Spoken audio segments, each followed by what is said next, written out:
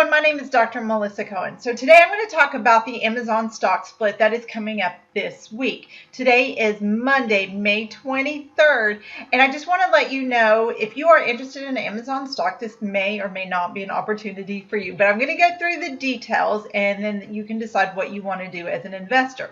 So what has happened is on March 9th, 2022, Amazon broke the news. They said, hey, we are going to split the stock. Now, you have to back up a couple of months when the stock market was still high before we are kind of hitting that bear market where it's about a 20% drop from the highest in the market was the highest in January of 2022.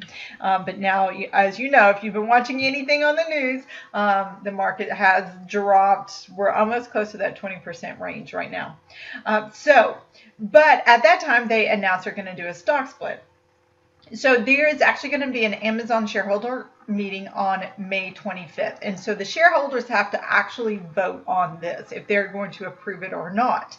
Now, I haven't seen anything with, the market falling if they've decided if they're not going to do it or not. But if they are, these are the details. So as of May 27th, 2022, now that's a Friday, any shareholders on record, that means you have bought your shares by the end of the closing on that day, when the stock market closes, you will get to participate in the stock split.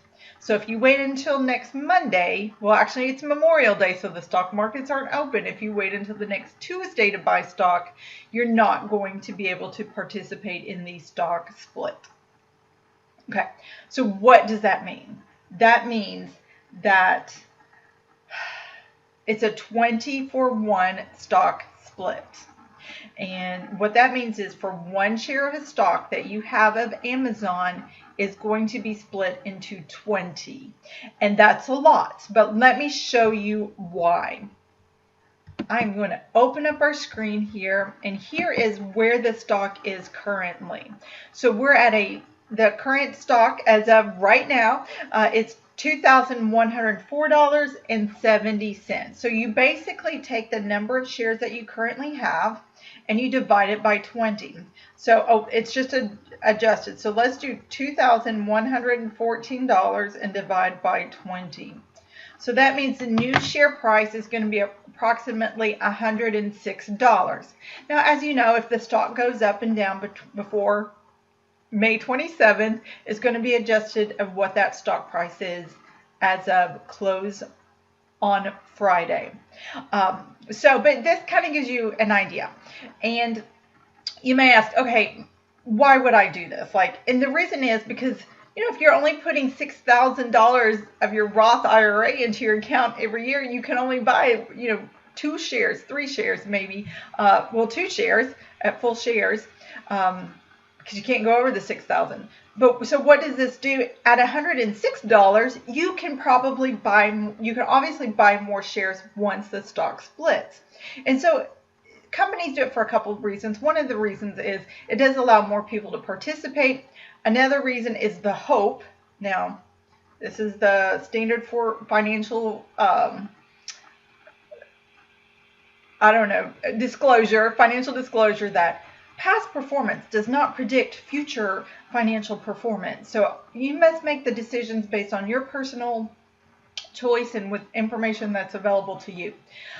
But you can do some research and see, well, if a stock splits, does it historically go up? And Amazon executives are hoping that with the stock split, then the prices will go up quicker. Amazon is also doing stock buyback. And so when corporations buy their stock back, there's less number of stocks floating out there, but the market value still stays the same. So when they buy it back and there's less shares, the value per share should go up too. So there's a couple combination of factors going in here. So going back to the stock split information then, so that is officially on June 3rd. So when you log into your account, let's say you already own, I put my last $2,000 into my Roth IRA for this calendar year, and I had a couple of $100 extra. So I think I got it a couple weeks ago, about $2,300. So of course I'm already down. But what that will mean then is when I log in on Friday, it's going to show one share at 23, or the $2,100, whatever it is right now, or as of Friday at 5 o'clock when the market closes. Right. So then when I go back to log in, it says June 3rd is the day that they are actually going to make all the adjustments on the computers and trickle that information out to all of the brokerages and things like that. So then instead of showing one share at $2,100, it's going to show 20 shares at approximately $106. So your cost basis is still going to be the same. And cost basis is simply how much you paid for that share of stock. So it's going to be still going to be, let's say, in my case, I bought the one stock at $2,300, one share of stock at $2,300. My cost basis is still going to be $2,300 for the rest of my life, right? If I don't buy any more Amazon shares of stock. So now, but then as of June 3rd, instead of showing one share, it's going to show 20 shares at, it's still the stock price. Let's say if the stock prices hadn't gone up or moved, but my cost basis is still going to be approximately the $2,300. The main thing that you need to consider is you need to do your research on Amazon as a company.